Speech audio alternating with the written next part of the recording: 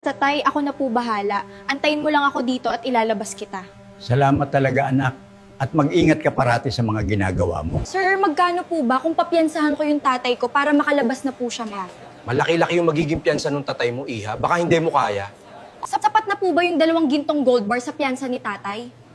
Talaga ba, Iha? Magbibigay ka ng 2 gintong gold bar para sa piyansa ng tatay mo? Opo, sir. Magbibigay po ako ng 2 gintong gold bar para makalabas lang po ang tatay ko. Sige, Iha. Dalhin mo dito at agad-agad i-release namin yung tatay mo. Ano ang gagawin mo dyan sa 2 gold bar ba't hawak-hawak mo?